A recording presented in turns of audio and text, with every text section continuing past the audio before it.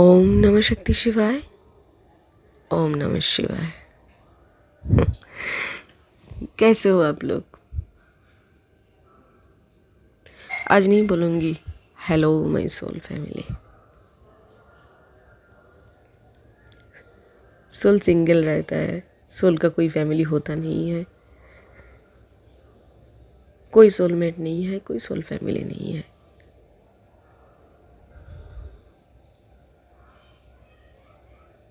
बोलने के लिए बोलते हैं चैनल पे आके, जब कोई वीडियो बनाते हैं हेलो माय सोल फैमिली, बोलना पड़ता है, पर कोई किसी का इधर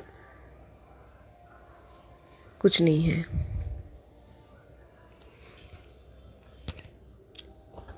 आज कुछ बोलने का मन कर रहा है अपने बारे में। सुनेंगे आप लोग? बहुत ड्रामेटिक है। वो फिल्म होता है ना, साउथ के फिल्म, बहुत एक्स्ट्रा एक्शन ड्रामा सब कुछ है।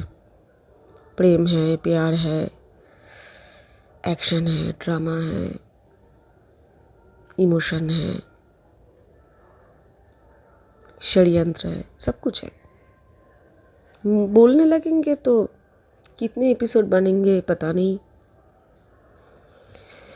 45 एज है ना मेरी। याद तो बहुत छोटी सी उम्र की है, जब मैं चलना भी नहीं सीखा, तब से मेरी मेमोरी पे मेरी बहुत कुछ बैठा हुआ है। बहुत कुछ बोलना चाहती हूँ, बोल नहीं पाती हूँ बहुत सारे कारण पे। एक है, ऊपर मुंह उठा के अगर थूक फेंके, थूक अपने चेहरे पे गिरता है तो फायदा क्या।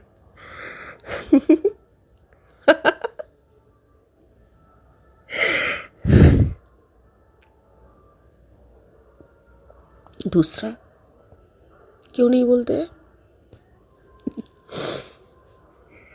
बोलने का फ़ायदा क्या है? सुनता कौन है किसी का इतना, और फील कौन करता है? किसी को बोलने जाएंगे, साला आएगा फ़ायदा लेने। कोई लड़की होगा तो भी आज दोस्त कल दुश्मन, फ़ायदा लेगा। कोई लड़का होगा तो इमोशनल फूल बनाने के लिए आएगा और अपना फ़ायदा ढूंढेगा। इसलिए किसी को बोल नहीं पाते हैं। इधर स्टोरी छोटा करके बोलेंगे, जितना मैं इंस्टेंट दिमाग पे आता है छोटा छोटा बोलेंगे।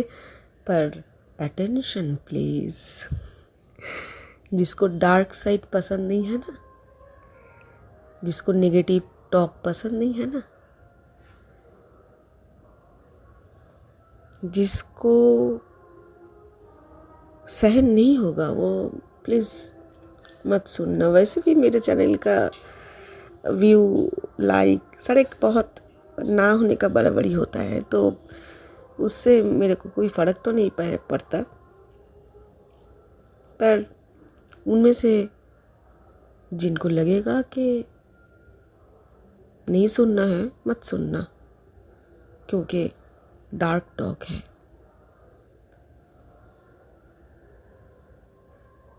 बहुत नेगेटिव फील करोगे। पहले ही बोल देते हैं, सावधान, अटेंशन प्लीज़। घर के बाहर लिखा होता है ना बहुतों का, सावधान, कुत्ता है। इधर एक कुत्ती है, सावधान। सुनोगे तो आपको लगेगा कि आपको काट रहे हैं।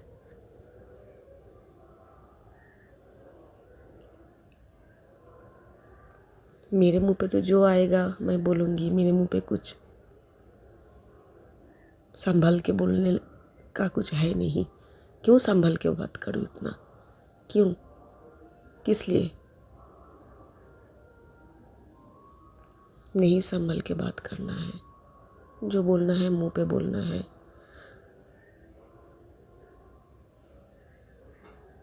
अगर आपको समझ में आता है तो आपको बुरा नहीं लगेगा, और अगर आपको समझ में नहीं आता है तो आपको ईगो हर्ट होगा और आप मेरे बदनाम करने लगोगे, मेरे चैनल को अनसब्सक्राइब करोगे, मेरे बारे में उल्टा सीधा बोलोगे, फेक अकाउंट क्रिएट करके आओगे। ठीक है, मैं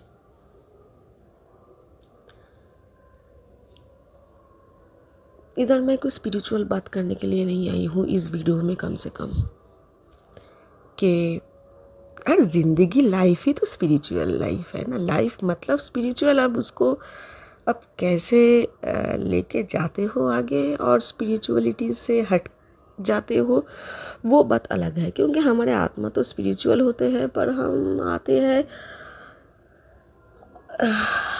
हवा पानी इधर अर्थ का खाते हैं लेते हैं तो हम भटक जाते हैं।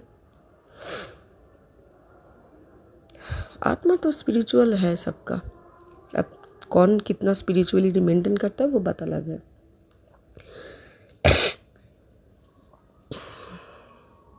तो मैं स्पिरिचुअल बात करने तो इधर नहीं आई हूँ, नहीं कोई पास्ट लाइफ के बारे में बोलना ही हूँ, ना मेरे कोई मेडिटेशन के एक्सपीरियंस के बारे में बोलना ही हूँ।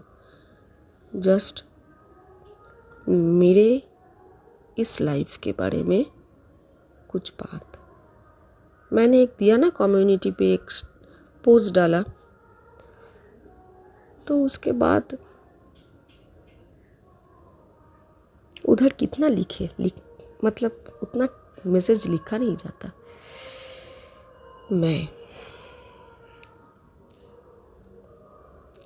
मेरी मेमोरी बचपन का सबसे पहला कौन है, क्या है मालूम है? सबसे पहला जो मेरी मेमोरी है बचपन का, जब मैं चल भी नहीं सकती थी, मतलब मैंने चलना सीखा नहीं है। मैं बिस्तर में बैठी हुई हूँ, मैं और मेरे से 6 साल बड़ी मेरी दीदी। घर में बहुत अशांति हो रहा है, झगड़ा हो रहा है। मेरे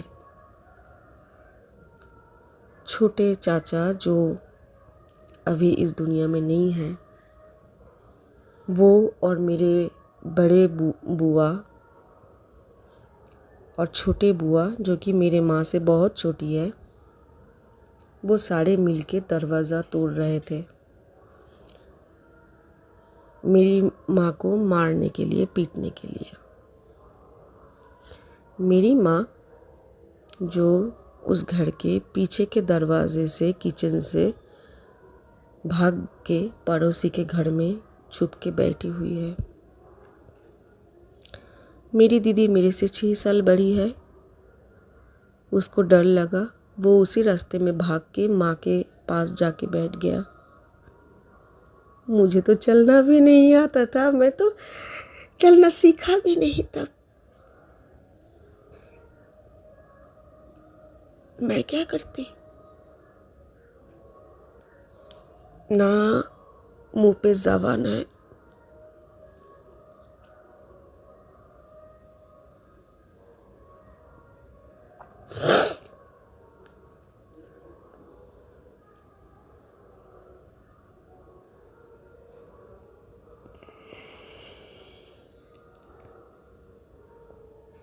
ना मेरे मुंह पे कोई, उस समय मैं बोलना भी नहीं सीखी और ना चलना सीखी, इतनी छोटी।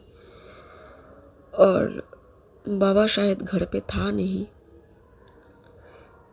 तो मैं बिस्तर पे बैठी हुई वो तमाशा देख रही थी। दरवाज़ा चाचा ने और बड़े बुआ ने तोड़ने की कोशिश कर रहे थे, और तोड़ा भी। मैं घर में, मेरे सामने रावण तांडव करते हुए और शूर्पणखा। मेरे बाबा वैसे बहुत अच्छे लोग थे। 17 साल की उम्र में वो अनाथ हो गए, उनके पिता माता दोनों नहीं रहे थे। और बड़े भैया जो उनके थे वो शादी करके बीवी बच्चे सबको लेके अलग हो गए थे ताकि कोई रिस्पॉन्सिबिलिटी ना लेना पड़े। उनके बड़े घर, मतलब 2-3 माले का हाउस, 3-3 कुत्ते। वो 3 कुत्ते, मतलब 3 भाई बहन को नहीं संभालना था तो उनने कुत्ते पाल लिया घर में, 3 कुत्ते। और मेरे बाबा जो है वो 17 साल की उम्र में वो पढ़ाई लिखाई छोड़ के उन्होंने फैमिली को संभालने के लिए कई तरह के काम की। गवर्नमेंट जॉब मिलने के लिए किसी ने उनको बोला कि अगर तू मेरे साथ मेरे शराब की पार्टनर बनेगा तो तुझको गवर्नमेंट जॉब दिलाएंगे। तो मेरे बाबा ने गवर्नमेंट जॉब के लालच में, उस टाइम बहुत यंग थे तब, तो शराब पीना भी शुरू किया था। और इजी था उस टाइम गवर्नमेंट जॉब मिलना, तो गवर्नमेंट जॉब भी उनको मिला। और मेरी जो दादी थी, माँ की माँ,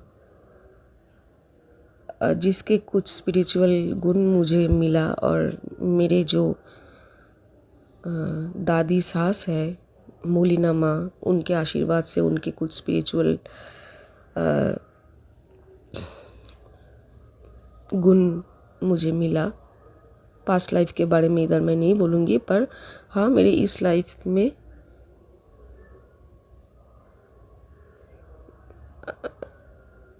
मेरे फैमिली के कुछ है जिनका कुछ मिला। मेरे दादी भी ध्यान पे बैठ के किसी के बारे में भी कुछ भी इंफॉर्मेशन कलेक्ट करते थे, मतलब भूले जो उनको दिखाते थे वो वही देखते थे। तो मेरे दादी भी शिव भक्त थे। मेरे पिता माता सारे शिव का ही उन्होंने मंत्र लिया था, पर काली भक्त भी मेरे माँ और मेरे बाबा थे बहुत ज़्यादा। तो मेरे दादी जो है वो 40 साल की उम्र में विधवा हुई थी, बहुत सारे बच्चे को लेके, 7 बच्चे उनके, उनमें से 3 लड़कियाँ। तो मेरी माँ आसाम गुवाहाटी में तब अपने बैरिस्टर बुआ के घर में पढ़ाई कर रहे थे।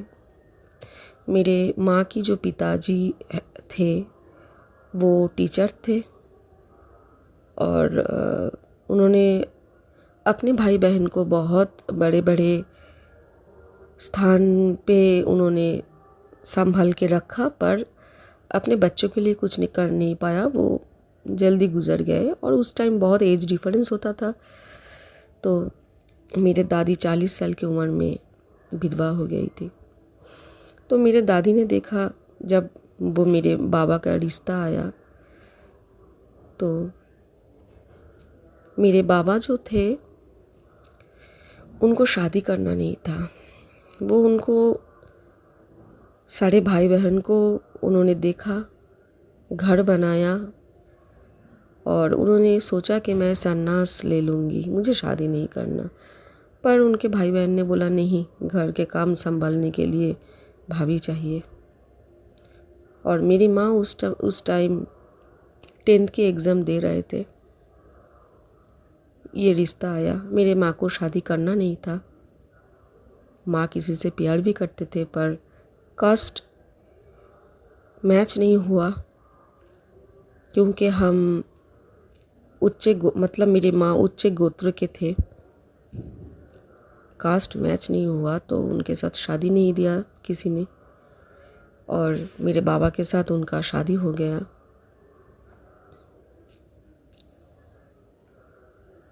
तो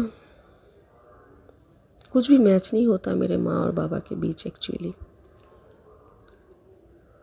और उसके ऊपर से ये भाई बहन, मेरे बाबा ने हमेशा अपने बच्चों से ज़्यादा अपने भाई बहन को अपना बच्चा समझा। पर उसी भाई बहन ने कभी मेरे बाबा और मेरे माँ को शांति से रहने नहीं दिया। मतलब मेरे माँ और बाबा एक साथ सो भी नहीं सकते थे। खिड़की के बाहर मेरी बुआ खड़ी रहती थी, बड़ी बुआ, ताकि मेरे माँ और बाबा प्रेम न कर पाए। तो ये स्थिति, ये सिचुएशन, जब मेरा कोई सेंस नहीं है, मैं नॉन सेंस हूँ, उस एज में बोला जाता है कि एक बच्चा ईश्वर होता है। तो मेरी पहली मेमोरी, मेरे सामने रावण तांडव करते हुए और शूर्पणखा तांडव करते हुए।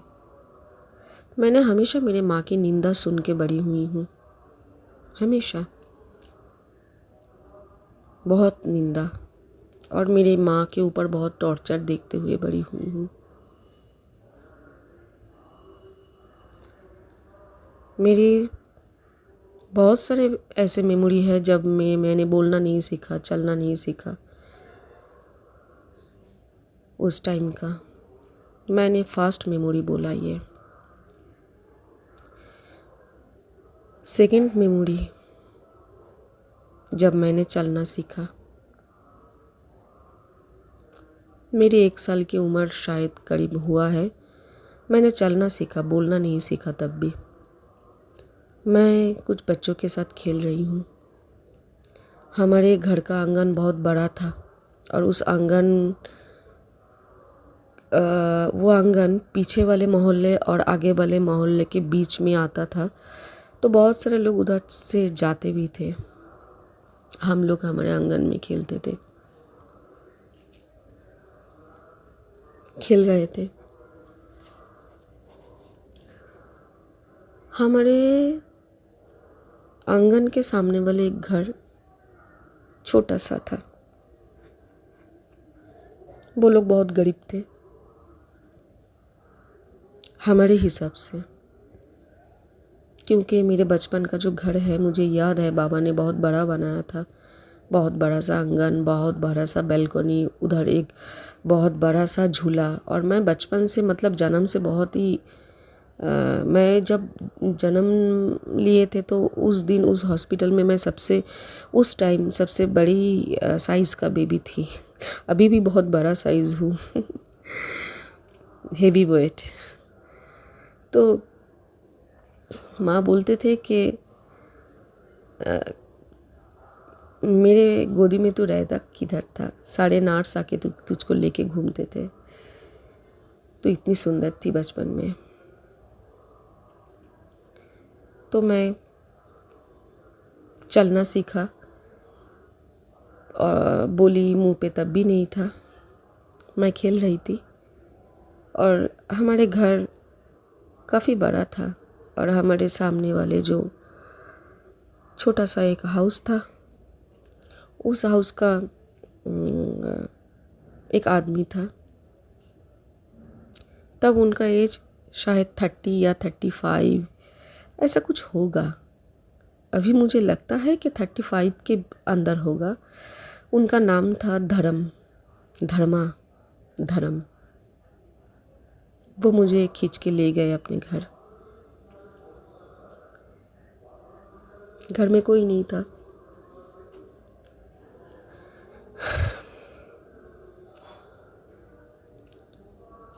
और उन्होंने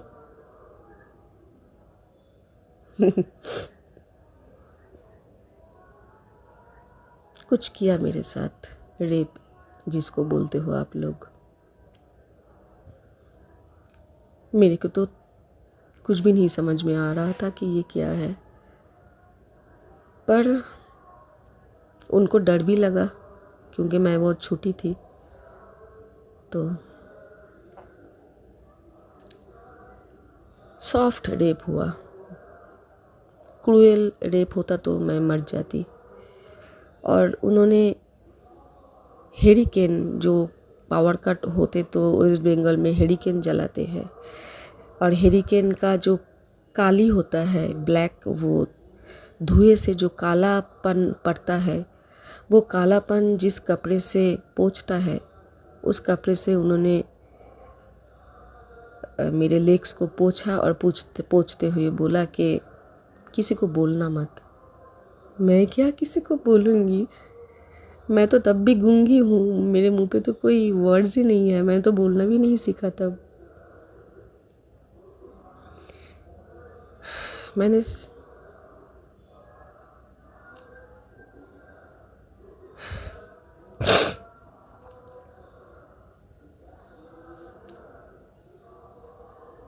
ऐसे शुरू हुआ मेरा बचपन।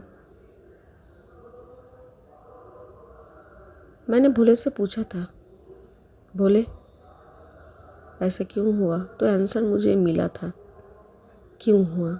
मेरा कोई कसूर नहीं था। इसका आंसर भोले ने मुझे मेडिटेशन पे दिया था। क्यों हुआ ये मेरे साथ? क्या मैं इतनी बुरी आत्मा हूँ? क्या मैंने क्या किसी के साथ कुछ किया था?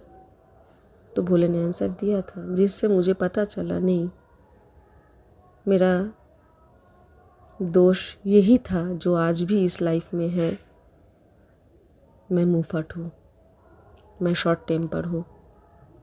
वही कर्मा का इफ़ेक्ट मुझे वो मिला था उस धर्मा से, उस इंसान से।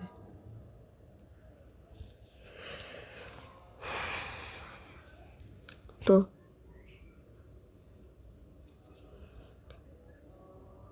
इसके बाद जिधर भी जाओ बेइज्जती,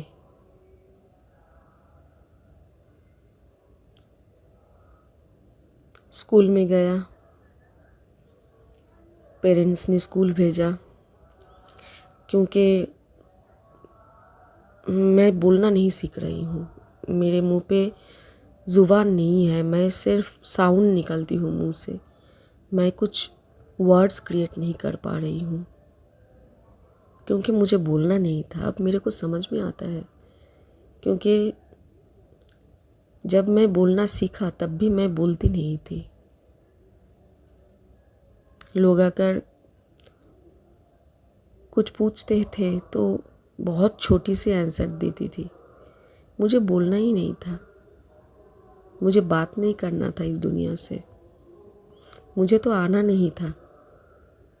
मेरे पास लाइफ का जो वो लास्ट बर्थ था, वो मेरा लास्ट बर्थ होता, मुझे तो आना नहीं था। पर बहुत की मन की आकांक्षा था, बहुत लोगों के मन की जो आकांक्षा है उसके लिए जो कर्म मेरा क्रिएट हुआ, बहुत लोगों के मन की बद्दुआ, उसके लिए वो कर्म मेरा जम गया और उसको खाली करने के लिए मुझे ये बर्थ लेना था। तो मैं आ गई, लास्ट बर्थ ये आ गई मैं झेलने के लिए इस दुनिया को।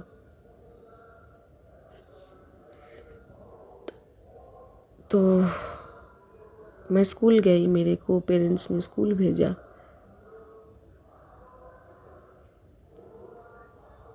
उधर मैं चुपचाप बैठी रहती थी। टीचर जानते थे कि इसको इसलिए भेजा गया ताकि ये कुछ बोलना सीखे। और मेरे आँखों का प्रॉब्लम 2.5 साल की उम्र से है, तो डॉक्टर ने बोला था थोड़े और 1 हफ्ते या 1 महीने लेट हो जाता तो ये बच्चे अंधा हो जाता, तो इसके आँखों में कोई जोर ना पड़े। तो मेरे को कोई प्रेशर नहीं देते थे, ना घर पे ना स्कूल पे। मैं सिर्फ स्कूल जाती थी, घर आती थी। तो दूसरे बच्चों को लगा कि ये तो नाइंसाफ़ी है, हमको पढ़ना पड़ता है, होमवर्क करना पड़ता है, ये महुआ को नहीं कुछ करना पड़ता, ये आते हैं बस्ते लेके और जाते हैं घर। उनको नहीं मालूम घर पे कितना मार पड़ता है पढ़ाई लिखाई के लिए, कितनी मार खाई है बचपन से। क्योंकि माँ के लाइफ में बहुत प्रॉब्लम था, तो वो सारा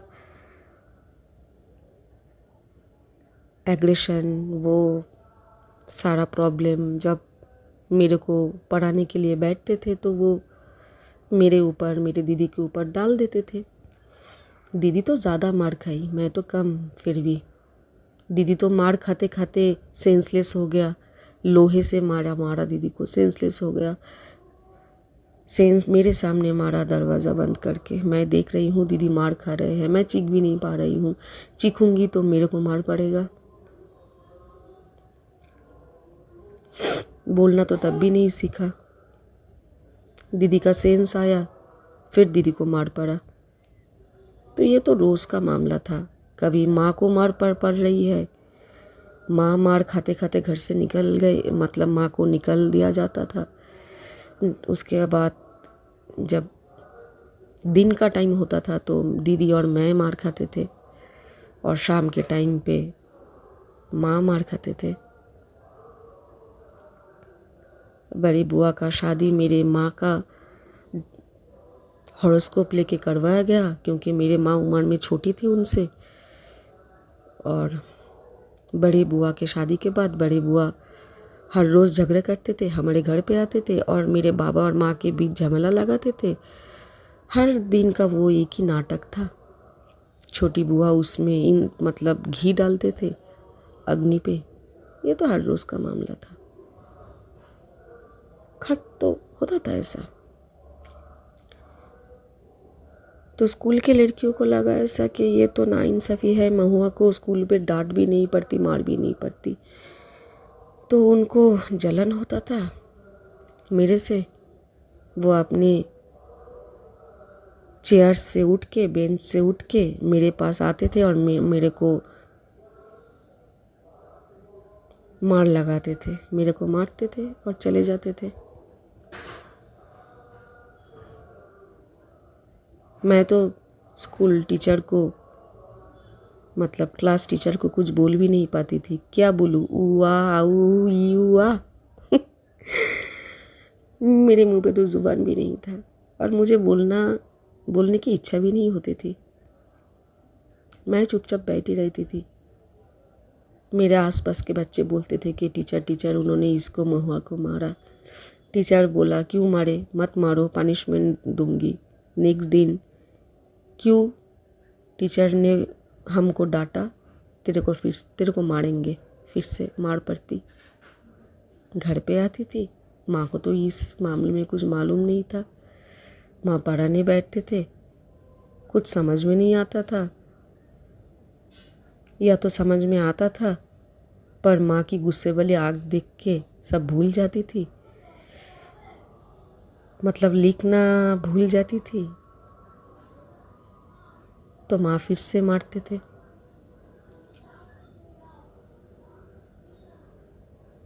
मीठी याद क्या है?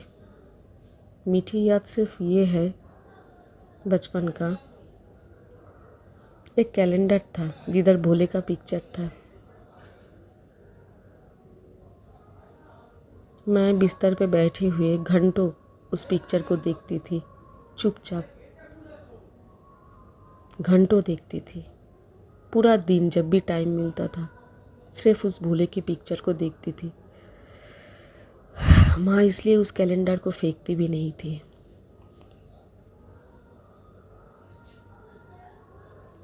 और सेकंड क्या अच्छी मेमोरी है मेरी। रात को मैं बिस्तर पे जागी बैठी रहती थी, खिड़की की तरफ घूम के। खिड़की का पर्दा उठा रहता था और मैं रात की रास्ता देखती थी, रात की कोलकाता देखती थी जितना खिड़की से आता था।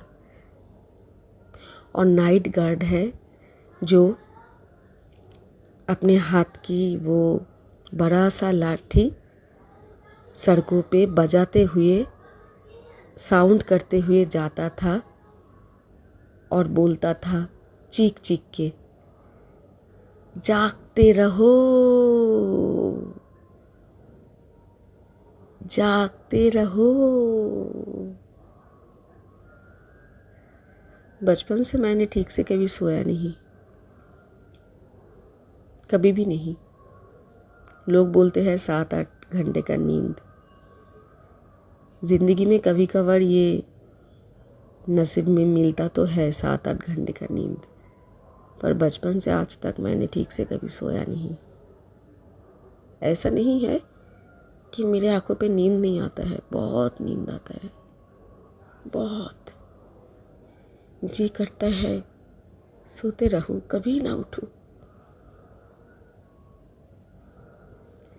लेकिन नसीब में नींद नहीं है।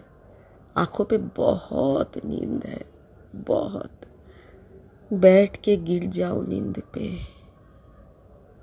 पर बिस्तर पे सो के शांति से नींद ले नहीं पाती हूँ।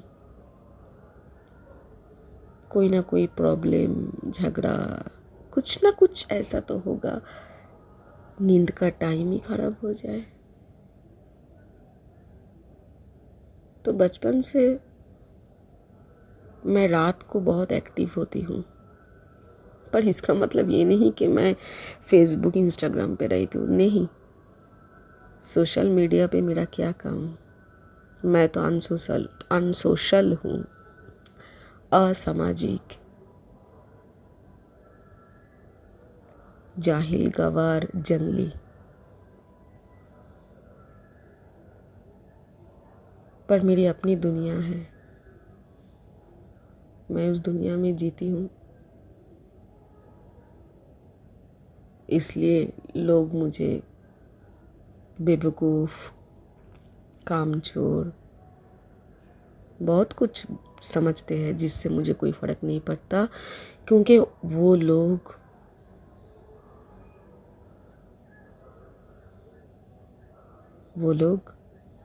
भाग रहे हैं, दौड़ रहे हैं।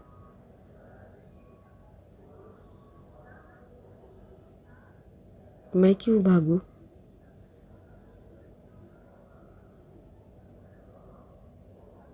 मैं क्यों भागूं?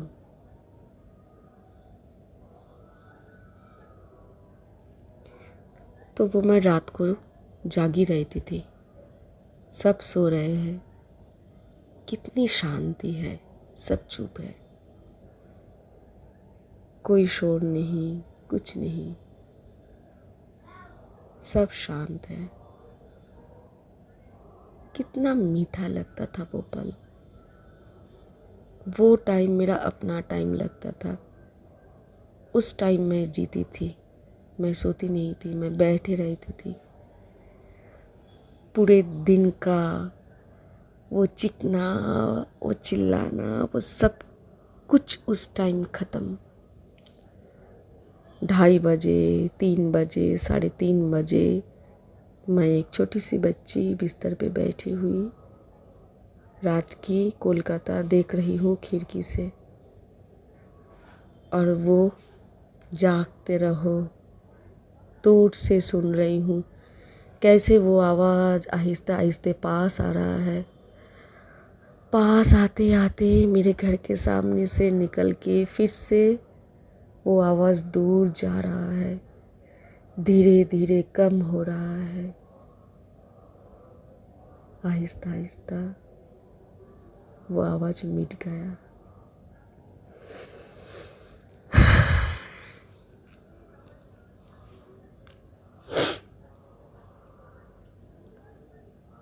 जब मेरे को थोड़ा बोलना आया, उस दिन टाइम का एक मेमोरी शेयर करो।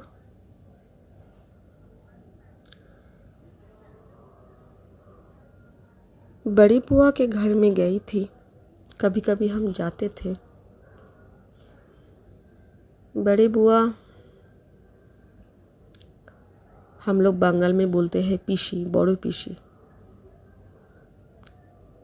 और उसके हस्बैंड,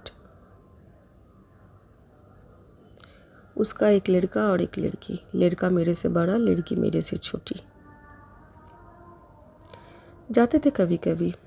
मेरे बड़े बुआ का 2 माले का घर और ऊपर के माला मेरे बाबा ने बनाया था उनके लिए, और मेरे बड़े बुआ के हस्बैंड को जो जूते की कारखाना उन्होंने लगाया था, वो जूते की कारखाना मेरे बाबा ने उनको लगा के दिया था अपने पैसों से, ताकि उनकी बहन अच्छी रहे, खुश रहे। उनके घर में एक दिन गया तो बड़े बुआ के हस्बैंड, क्या बोलते हैं उनको, बड़े बुआ के हस्बैंड को हिंदी में क्या बोलते हैं, हम बोलते हैं पीसा मौसाई। तो पीसा मौसाई ने मुझे उस जूते के कारखाने में लेके गया। उधर एक कमरा बंद था, उसको खोला, मेरे को उधर लाके बैठाया। मैं तब भी बहुत छोटी थी, शायद 2.5 साल दरवाज़ा उस घर का बंद किया। पीशा मौसाई ने अपना लुंगी खोला और लुंगी खुल के उनका लिंग मेरे हाथ पे थमा के दे दिया। मैं एक 2.5 साल की बच्ची और मेरे हाथ पे एक मिडिल एज के इंसान का लिंग। उन्होंने मुझे बोला, पता है ये क्या है? मैं बहुत स्ट्रेंज, क्या है ये? मैंने सर को ना ऐसे हिलाया कि नहीं, मेरे को नहीं मालूम ये क्या है, मेरे को क्या मालूम ये क्या है। मैं बहुत हैरान हो गई कि ये क्या उनकी बॉडी से निकल के आया, लंबा बड़ा इस तरह। उन्होंने बोला ये लिंग है, ये बहुत खूबसूरत चीज़ है, इसको ऐसे ऐसे ऊपर नीचे हिलाते रहे, देख तेरे को अच्छा लगेगा।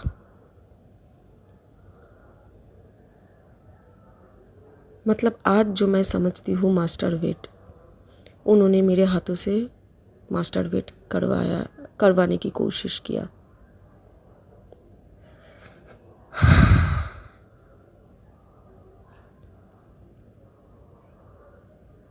फिर मेरी बड़ी बुआ पीछे से घर से, घर में ही उनका कारखाना था, उनके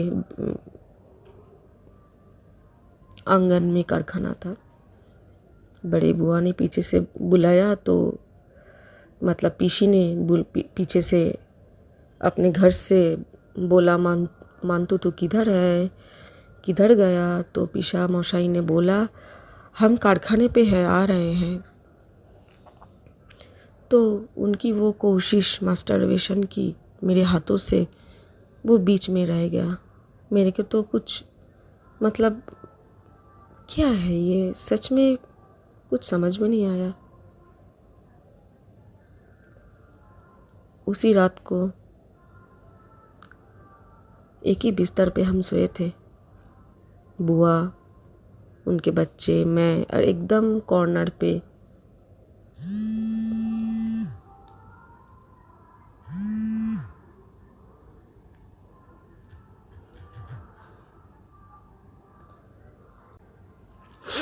एक फ़ोन आ गया था, बीच में काटना पड़ा।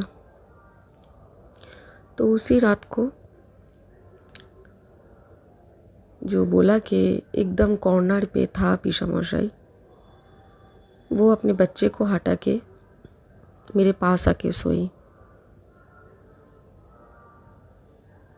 और आप लोग समझ सकते हो कि मेरे पास आके सोने के बाद उन्होंने क्या किया। उन्होंने मेरे पूरे शरीर पे हाथ उनका हिलाया। उन्होंने बोला दिया कि मुंह पे कुछ नहीं बोला, उन्होंने हाथ हिलाया और मेरा हाथ उनके लिंग पे थमा दिया। मेरे को तब समझ में आया कुछ तो गड़बड़ है। 2.5 साल की बच्ची थी तो क्या हुआ, कुछ प्रॉब्लम हुआ मेरे को।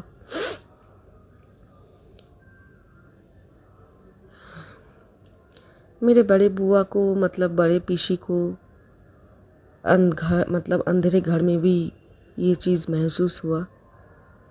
अगले दिन सुबह मैंने बोला उनको कि पीसी, मेरे को घर जाना है। तो उन्होंने मुझे रोका नहीं, मैं घर आ गई। पर मैं किसी को बोल नहीं सकती, क्योंकि घर के हालत ऐसा कभी रहता नहीं था कि मैं कुछ बोलूं।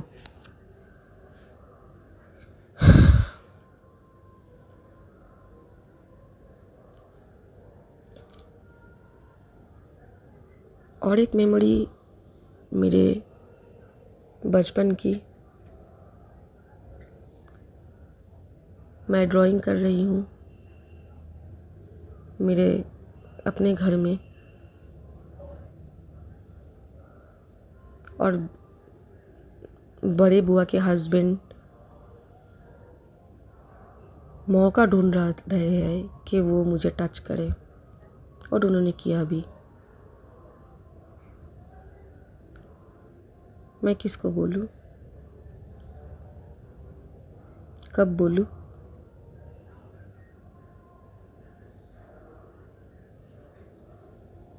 सारे मेंबर बहुत इरिटेट रहता है हमेशा, बहुत गुस्से में। सब अपना काम कर रहे हैं घर में, ज़िंदगी जीना है तो जी रहे हैं, रिस्पॉन्सिबिलिटीज़ है सर पे, पूरा कर रहे हैं।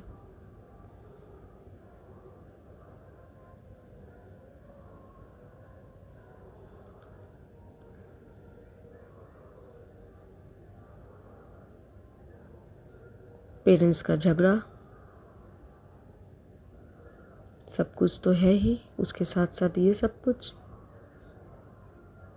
दादी के घर जाते हैं घूमने के लिए, उधर बड़े मामा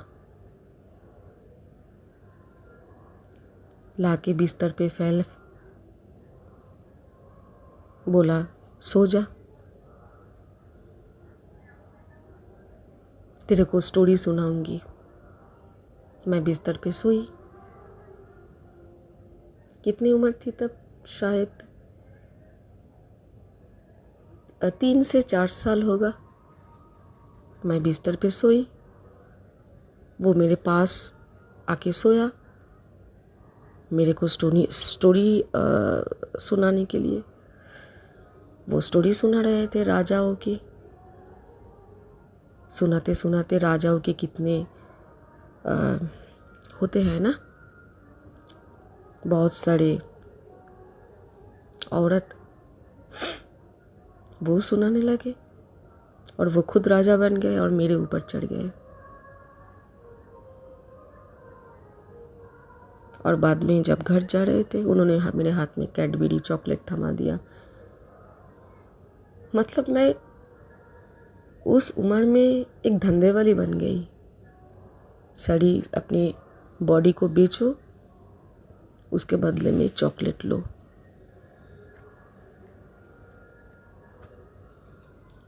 फिर मेरे कुछ 4, 5, 6 साल का बहुत सारे ऐसे स्टोरी। हम नए एरिया में बाबा ने घर लिया, उस पुराने घर को बेचा। चाचा को बोला घर मैंने बनाया पर हिस्सा मैं सबको दूंगी, तो चाचा को हिस्सा दिया। छोटी बुआ तब भी हमारे साथ थे, पढ़ रही थी, उनका हिस्सा उनके अकाउंट पे जमा किया। बड़े बुआ को हिस्सा दिया, हालांकि देना नहीं चाहिए था, वो घर बाबा ने बनाया। पर क्योंकि वो ज़मीन तब उस ज़माने में मेरे बाबा को ख़रीदना नहीं पड़ा था, वो ज़मीन कॉलोनी में तब फ्री में मिला था, तो इसीलिए बाबा ने सबको उनका हक दिया।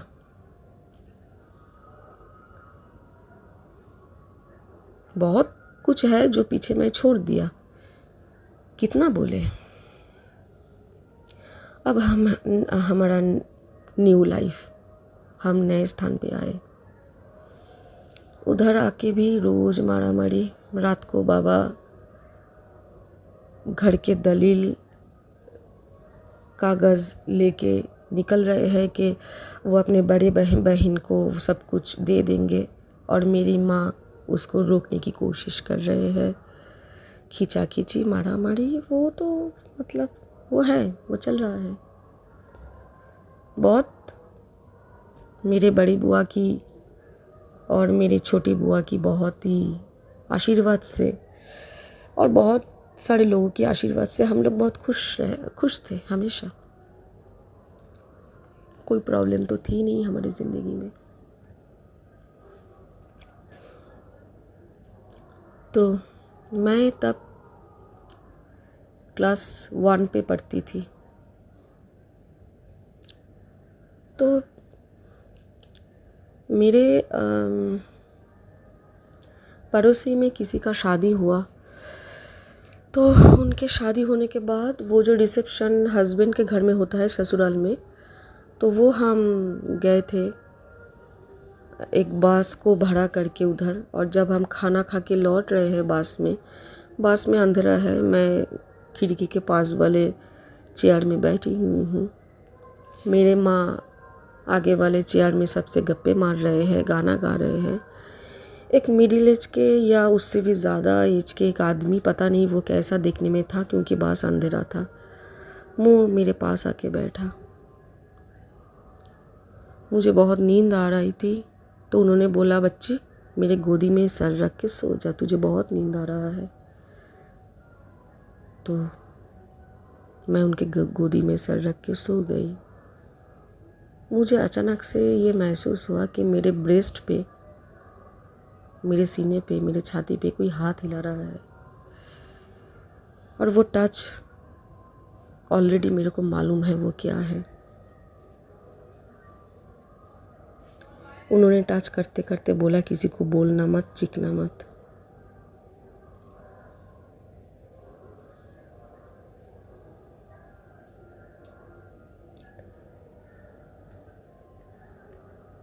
मैं अब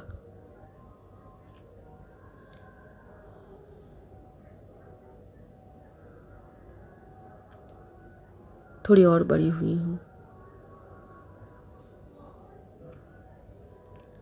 शायद क्लास 2 में। पड़ोसी के घर में एक बूढ़े आते थे, और वो हमारे गली में जितने बच्चे थे उनको अपने गोदी में लाके बहुत प्यार करते थे। उन्होंने मेरे को भी अपने गोदी में बैठा के बहुत प्यार किया। उसके बाद वो जब भी आते थे मेरे को बुलाते थे, मैं नहीं जाती थी। उन्होंने एक दिन मेरे को बोला कि चल, तेरे को बहुत नारियल के मिठाई खाना पसंद है ना, तो चल तेरे को नारियल के मिठाई खिलाएंगे। मुझे जाना नहीं था। मेरे माँ ने बोला, क्यों, जा, क्या हुआ है? वो दादाजी कितना स्वीट है, बहुत स्वीट, और तेरे को स्वीट खिलाएंगे, जा। मैं कुछ बोली नहीं माँ को। रिक्शों पे बैठी उनके साथ। वो पूरा रास्ता रिक्शों पे मुझे ज़बरदस्ती करने की कोशिश की। मैंने पूरा रास्ता रिक्शों पे अपने आप को प्रोटेक्शन दिया, अपने आप को उनसे प्रोटेक्शन दिया। रिक्शों वाले को सब समझ में आ रहा था, पर उन्होंने रिक्शा रोका नहीं और ना घूम के बोला, दादाजी आप इतनी छोटी सी बच्ची के साथ क्या करने की कोशिश कर रहे हो, क्यों कर रहे हो?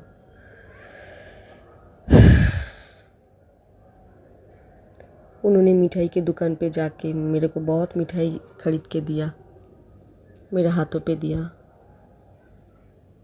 फिर घर आने के टाइम पे उन्होंने फिर से कोशिश किया, मैंने फिर से खुद को प्रोटेक्शन दिया। घर आया, सीधा घर में घुसा, उनके तरफ देखा भी नहीं। वो दांत निकल के हंस रहे थे। मेरे माँ ने बोला, क्या हुआ? बोला, कुछ नहीं, मिठाई पा के बच्ची बहुत खुश है ना, तो मिठाई का पैकेट लेके घर में सीधा घुस गया। तो मेरे माँ ने बोला, वो अच्छा। दादाजी फिर वो दांत निकल के हंस रहे थे। मैंने जाके घर में मिठाई का बॉक्स रख दिया, पर मैंने एक भी मिठाइयाँ नहीं खाया। मेरे माँ ने बोला, खाया? मैंने बोला, हाँ। मैंने मिठाइयाँ उठाया, खिड़की से बाहर फेंक दिया, पर मैंने नहीं खाया।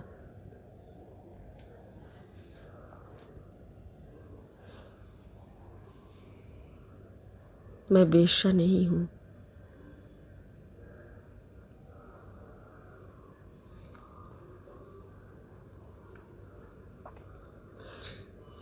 उन्होंने एक दिन फिर आया, हाथ में बैडमिंटन का रैकेट खरीद के, क्योंकि मेरी माँ बहुत कंजूस थी ना, तो कोई खिलौना हमें खरीद के देता नहीं था, और उन्हें वो मालूम है। तो उन्होंने मेरे को बैडमिंटन का रैकेट का लालच दे के बुलाया, मैं नहीं गया। दूसरे बच्चे को गुस्सा आया कि उसको क्यों मिठाइयाँ खिलाओ, उसको क्यों बैडमिंटन का रैकेट दे रहे हो, हमें दो। दूसरे बच्चे ने झगड़ के उनसे वो रैकेट ले लिया। मेरे को क्या, मुझे तो चाहिए ही नहीं था, ना मिठाइयाँ ना वो बैडमिंटन का रैकेट्स। मेरे को क्या फ़र्क पड़ता है। दूसरे बच्चे को लगा कि उन्होंने जंग जीता मेरे से, वो आगे निकल गए, पर मैं तो वो जंग में थी ही नहीं। ये उनको क्यों समझ में नहीं आता।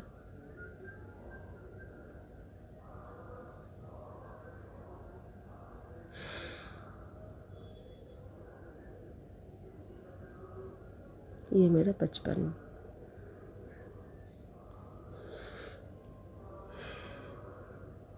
ऐसे बहुत सारी यादें हैं, बहुत।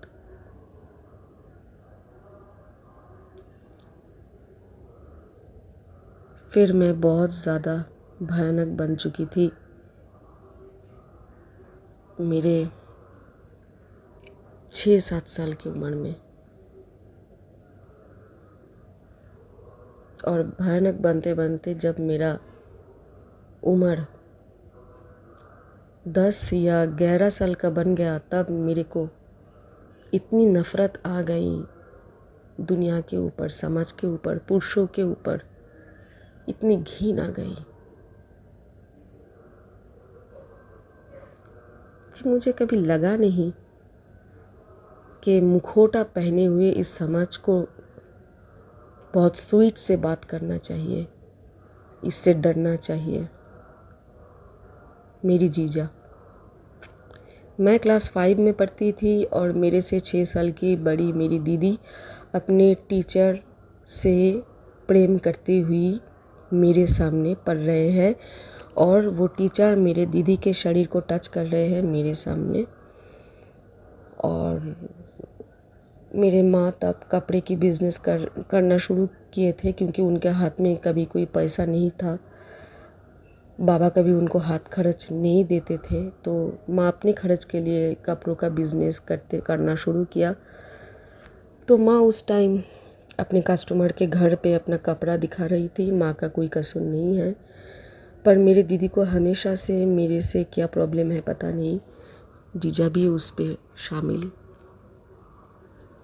उन्होंने, मैं बचपन से फिज़िकल रिलेशन क्या, प्यार क्या, प्रेम क्या, प्रेम के साथ फिज़िकल रिलेशन क्या, ये देखते हुए बड़ी हुई हूँ। वो ऑलमोस्ट सब कुछ मेरे ही आंखों के सामने करते थे, और मेरे जीजा का एक इंटेंशन था इसमें, ताकि मैं टेम्प्टेड हो जाऊँ और वो मेरे को हाथ लगा सके। उन्होंने एक दिन कोशिश भी किया था, पर मैं उनसे इतनी नफ़रत करती थी कि मैंने बहुत ज़्यादा चीखा उस टाइम। घर पे कोई नहीं था, पर मैं बहुत ज़्यादा चीखा और वो डर गए, क्योंकि ऑलरेडी उस टाइम मैं चंडी बन गई थी और मेरे से सारे एज के लोग डरते थे। और जितना मैं रूड रहूं, जितना मैं चंडी रहूं, जितना लोग मुझसे डरेगा, उतना मैं सेफ, उतना मैं खुद को प्रोटेक्शन दे पाऊंगी। ऐसा ही एक सोच बन गई थी, और अभी भी है। मैं बहुत ज़्यादा रूड हूँ, बहुत ज़्यादा, ताकि कोई मेरे को इमोशनली हर्ट ना कर पाए फिर से। पर अब भी होती हूँ, क्योंकि मैं इमोशनल फुल हूँ।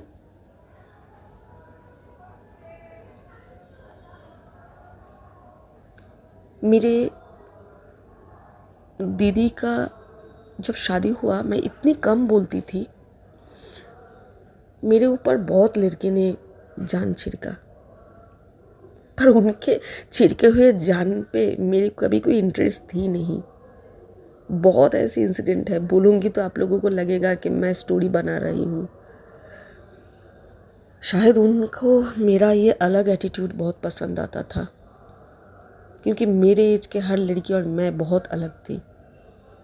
मेरे को कोई रास्ते पे टोंट मारता था ना, मैं साइकिल घुमा के उनके सामने साइकिल खड़ा करके उनके तरफ आंखों में आंखें डाल के खड़ी रहती थी अब बोल क्या बोलना है। वो लड़के यंग एज के, मिडिल एज के, आंखें नीच कर लेते थे। कभी कभी तो पास वाले लड़के बोलते थे, बोला था ना कि इसको टोंट मत कर, पछताएगा। मुझको लोग इंदिरा गांधी बोलते थे।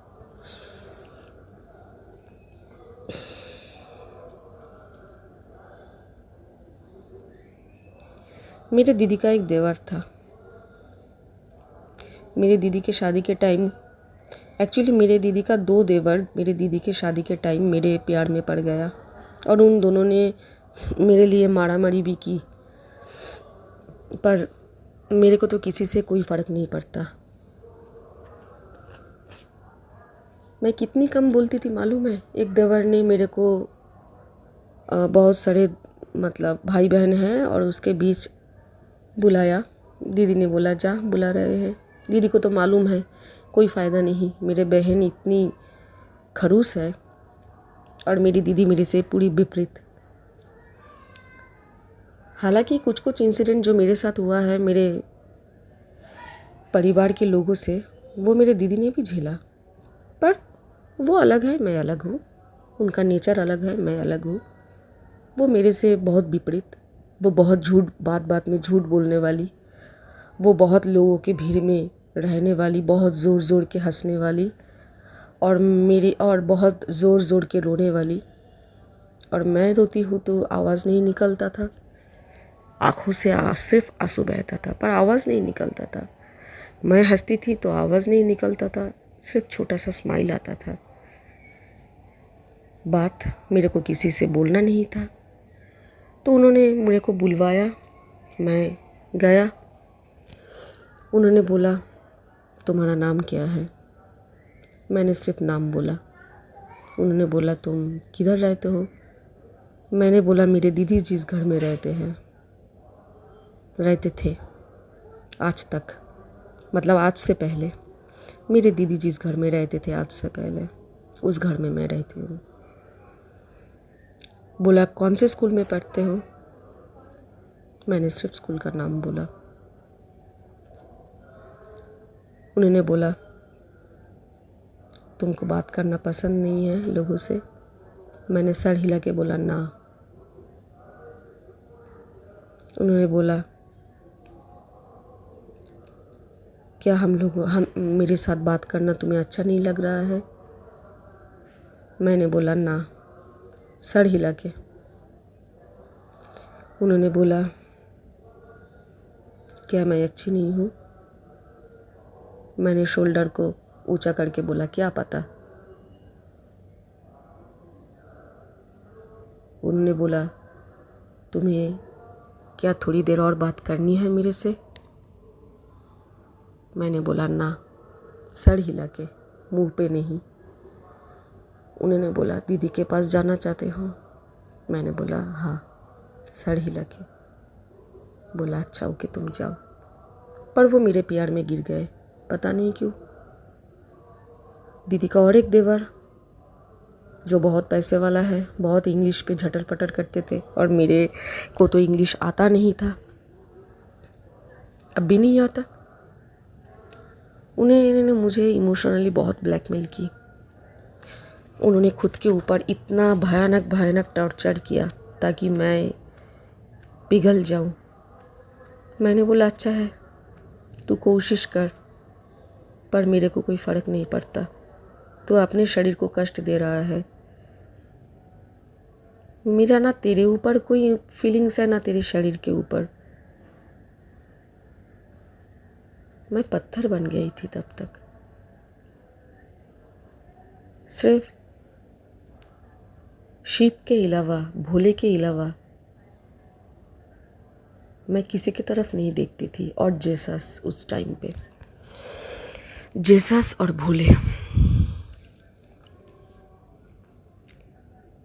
इन दोनों के अलावा किसी के लिए मेरे मन में कोई प्यार नहीं था, कोई दर्द नहीं था।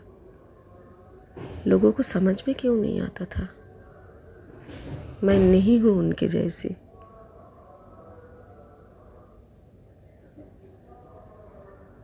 मेरे दीदी का जो बंगाल में नियम है, एक जो होता है बंगाल में, जिस दिन शादी होता है उसके दूसरे दिन लड़की ससुराल जाती है और तीसरे दिन ससुराल में रिसेप्शन होता है। तो उस तीसरे दिन रिसेप्शन के दिन वो मेरे दीदी का जो दो देवर था, जो थोड़े मतलब दूर से आए थे शादी में, वो दोनों मेरे प्यार में गिर गए थे। मैं इतनी रूठ थी, फिर भी उन दोनों ने आपस में झगड़ा किया, मारामारी किया। मैं इतनी इरिटेट फील कर रही थी कि मैंने खाना नहीं खाया उस शादी में। मतलब उस मेरी दीदी की रिसेप्शन है और मैंने खाना नहीं खाया। मैं बस में जाके बैठ गई कि कब ये सारा सब कुछ ख़त्म होगा, कब सब लोग आएंगे, बस में चढ़ेंगे और मैं घर जाऊंगी। मैंने सिर्फ एक आइसक्रीम खाया था, जो दीदी का एक देवर अपने आप को फिज़िकल टॉर्चर बहुत दिया ताकि मैं पिघल जाऊँ। वो उन्होंने अपने हाथों से मेरे को एक आइसक्रीम खिलाया था। मेरे को खाना नहीं था उनके हाथों से, पर उन्होंने ज़ोर किया बहुत, और बहुत सारे मतलब रिलेटिव्स आसपास जो बहुत खिलखिला के हंस रहे थे। मेरे को बहुत इरिटेट फील हो रहा था, मेरे को गुस्सा आ रहा था, पर मैं दीदी का ससुराल है, मैं क्या बोलूँ, क्या एक मतलब लोग समझेंगे कि मैं बवाल दे रही हूँ, क्योंकि अगर मैं मुंह खोलूँगी तो बवाल दूँगी तो बहुत कुछ हो जाएगा। तो वो एक आइसक्रीम उन्होंने मेरे को खिलाया और उसी कारण से वो दोनों देवर के बीच झगड़ा हुआ। क्योंकि दोनों मेरे प्यार में थे, तो दूसरे जो मेरे को आइसक्रीम नहीं खिला पाया और अच्छी तरह बात भी नहीं कर पाया, उनको गुस्सा आया उस देवर के ऊपर कि तूने उसको आइसक्रीम क्यों खिलाया। उसके बाद मैं वो घर छोड़ दिया।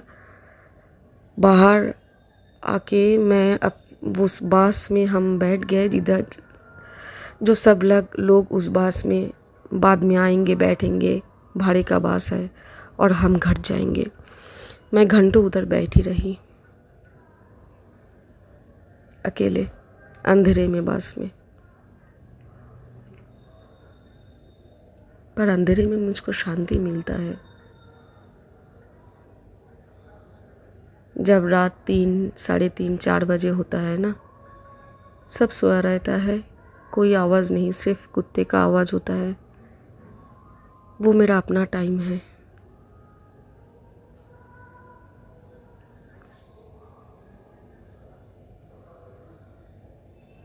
बहुत ज़्यादा लाइट, बहुत ज़्यादा ज़ोरों का साउंड, मुझे नफ़रत है। मैं ऐसी ही थी पूरा, बहुत डार्क।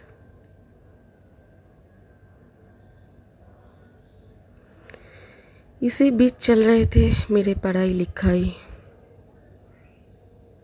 मैं बहुत अच्छी ड्राइंग करती थी, प्रोफेशनल आर्टिस्ट की तरह, पर मैंने कभी ड्राइंग सीखा नहीं।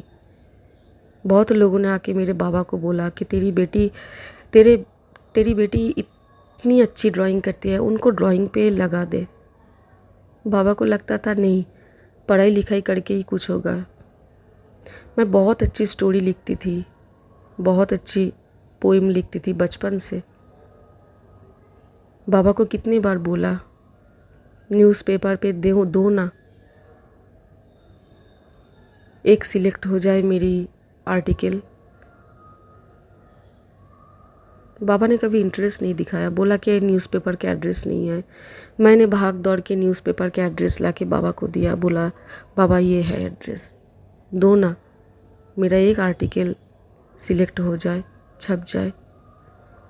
मेरे को बहुत शौक़ था बचपन से, मैं पेंटर बनूं, मैं राइटर बनूं। नहीं दिया बाबा ने। बाबा बोला तू डॉक्टर बनेगी। मेरे को डॉक्टर नहीं बनना था कभी भी। मेरे को कैराटे सीखना था, जूडो कैराटे। मैंने कितनी कितने बोल बोल के बाबा को राज़ी करवाया। माँ ने मना कर दिया, बोला लड़की है, नाक फूट जाएगी, शादी नहीं होगा। मुझे बहुत इच्छा थी कि मैं कैराटे जूडो सीख लूँ। हाइट शॉर्ट है, पुलिस नहीं बन सकती, लेकिन मैं क्राइम रिपोर्टर बन सकती हूँ। तो क्राइम रिपोर्टर जब बनूंगी तो ये जूडो कैराटे मेरा काम आएगा। माँ वो भी करने नहीं दिया।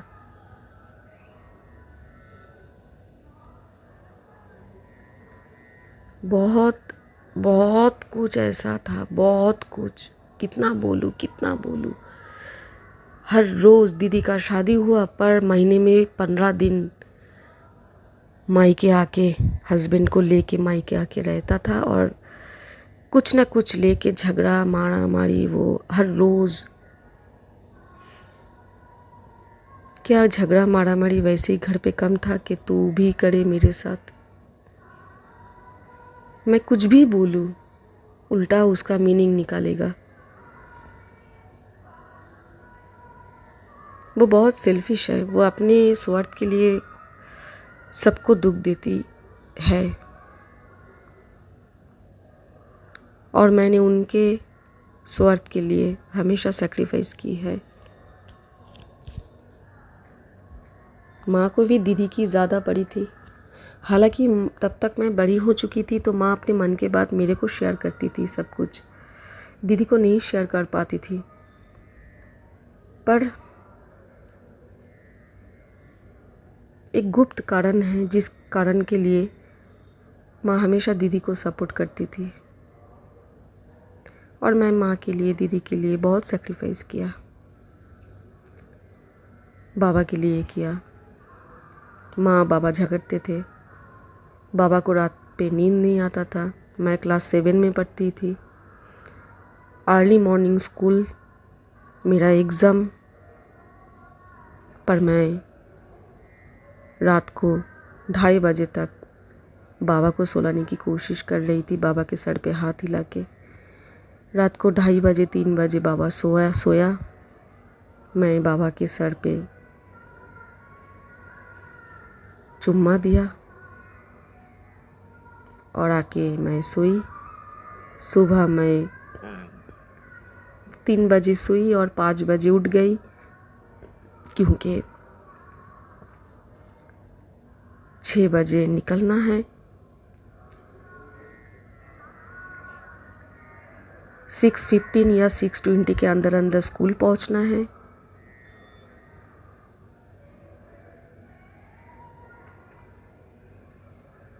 मैं अक्सर लेट होती थी स्कूल पे, इसलिए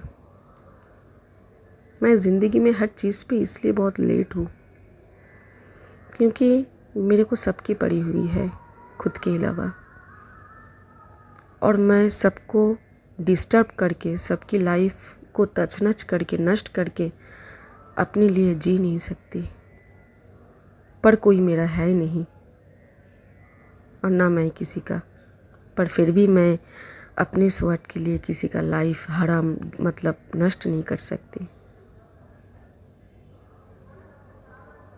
बहुत प्रॉब्लम सहा, बहुत सैक्रिफाइस किया, पर मैं हमेशा बुरी। स्कूल पे कोई चीज़ चोरी होता था, मैंने चोरी किया नहीं।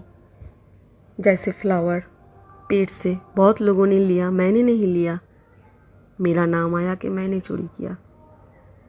स्कूल पे चौक, डस्टर किसी दूसरे लड़की ने लिया जो कि काले रंग का चश्मा पहना हुआ था, और उसका उस टाइम सर मतलब मेरा भी सर उस टाइम माँ ने वो खाली कर दिया, बाल सारे उन्होंने खाली कर दिया, सर पूरा मुंडवा दिया, बाल और काले घने गहरे होंगे इसलिए, और काला चश्मा। तब मैं क्लास 4 पे पढ़ती थी। किसी ने आके टिफ़िन टाइम पे वो चौक और डस्टर चोरी किया, उसका भी काला चश्मा था और सर मुंडवा हुआ था। पीछे से लोगों ने देखा, सोचा मैं ही चोरी किया। मेरे को मतलब स्कूल की आंटी क्लास टीचर ने आके पनिशमेंट दिया, बहुत डांटा। मैंने गुस्से में नेक्स्ट डे को गुस्से में, जब मेरे को इतनी डांट पड़ी, पनिशमेंट पड़ी सारे बच्चों के सामने बिना चोरी किए, मैं गुस्से में उस दिन क्लास में टिफ़िन नहीं खाया। तो हेड मिस को देखा कि मैंने टिफ़िन नहीं खाया, उन्होंने मुझे पूछा। मैंने बोला कि मैम मैंने चोरी नहीं किया, पर मेरे को डांट पड़ा तो दुख हुई, इसीलिए मैंने टिफ़िन नहीं खाया। तो हेड मैम ने क्लास टीचर को डांटा कि आप पहले अच्छी तरह छानबीन करो, पीछे से देख के आप ऐसे नहीं बोल सकते हो, क्योंकि आनंद आश्रम स्कूल में कुछ मतलब ऐसे बच्चे भी रहते थे, होम था थोड़े उस स्कूल के ग्राउंड पे, जिस बच्चे का पेरेंट्स नहीं है वो भी कभी भी क्लासरूम पे आके कुछ भी उठा के ले जा सकते हैं। तो आप ऐसे कैसे क्लास के किसी भी बच्चे को बिना फेस देखे, चेहरा देखे बोल सकते हो, और वो भी दूसरे बच्चे ने बोला, आपने खुद नहीं देखा। तो उनका ईगो हर्ट हुआ। हेड मैम चले गए तो क्लास टीचर ने मेरे को फिर से पनिशमेंट दिया, फिर से डांटा। उन्होंने मुझे बोला ढोंगी, झूठी, ड्रामेबाज, तो बहुत बुरी लड़की है, तो इतनी बुरी है ना, इस उम्र में इतनी झूठ, इतनी ढोंगी, इतनी ड्रामा। मैंने किया क्या? कुछ भी तो नहीं। मैं क्लास 4 की एक बच्ची, मैंने किया क्या? सारी दुनिया से नफरत हो गई मेरी। सब बुरे हैं, कोई अच्छे नहीं है।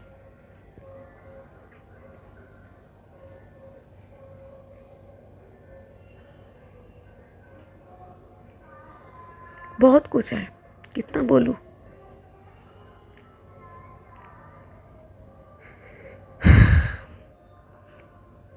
मेरे हस्बैंड ने मेरे को बहुत सुधारा, बहुत सांसारिक लाइफ में कभी ट्रिगर देके, कभी बहुत प्यार देके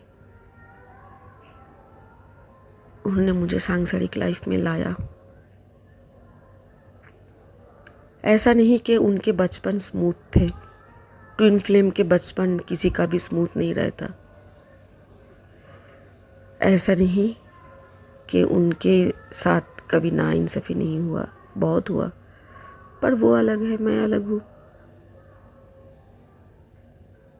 उन्होंने मुझे बहुत सामाजिक बनाया, बहुत कोशिश की, कभी डांट के, कभी प्यार से। मैं बहुत सुधरी, स्पेशली जब मैं टीचर के कैरेक्टर में आई, स्टूडेंट से कम्युनिकेट करना पड़ा, तब मैं बहुत चेंज हुई।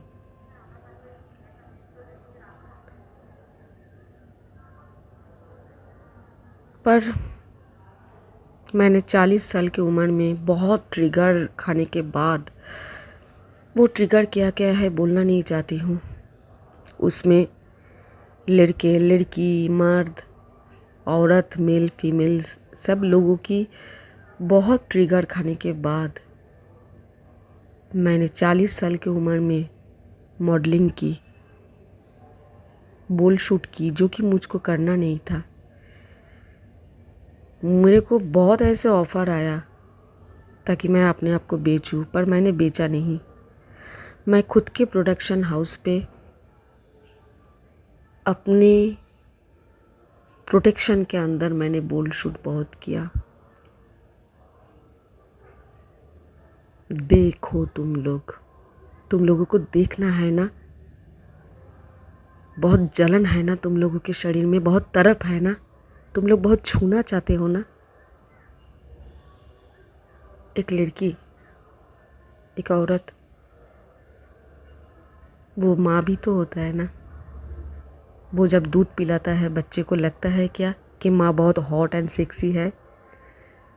माता काली को आप लोग बोलते हो हॉट एंड सेक्सी? नहीं बोलते हो ना। हम ऐसे देश में रहते हैं जिधर माताओं की बहुत पूजा होती है, बहुत पूजा होती है, पर जब बच्चे होते हैं पैदा तो उनको लड़का चाहिए, और वो लड़का चाहिए एक लड़की की गर्भ से, पर जब अपना बच्चा हो तो लड़का चाहिए। हम माताओं की पूजा करते हैं पर हमारा नज़र लड़कियों के शरीर पे होता है, उनके स्तन पे होता है, उनके वेजाइना पे होता है। हम गर्मी में लुंगी छोटा करके पहनेंगे, अपना ऊपर का शर्ट निकल के खुल के हम औरत के बीच हंसेंगे, खिलेंगे, बोलेंगे। पर एक औरत अगर छोटा कपड़े पहन के हमारे सामने से जाएगा तो वो औरत की कैरेक्टर ख़राब है, वो हम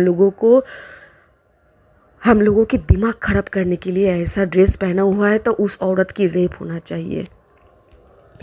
पर हम पुरुष चाहे जितना अपने आप को ओपन करे, बेयर बॉडी में लोगों के सामने घूमे, औरत लोगों की कैरेक्टर इतनी अच्छी होती है कि उनको ऐसा नहीं लगता कि आपको जाके रेप करे।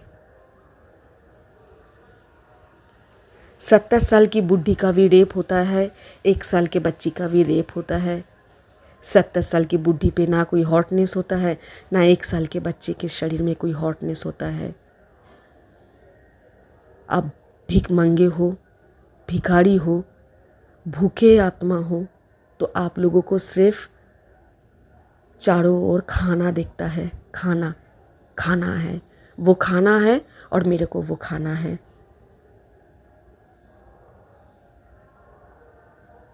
मेरे को मॉडलिंग करना नहीं था, बहुत सारे ऐसे सिचुएशन क्रिएट हुआ, बहुत कुछ ऐसा कारण क्रिएट हुआ कि मैंने वो किया। तुम लोगों को देखना है ना, देखो। क्या करोगे तुम लोग? मेरा बेश्या बोलोगे मुझे? तुम लोग तो मुझे मेरे 1 साल की उम्र से मुझको वेश्या बना दिया है।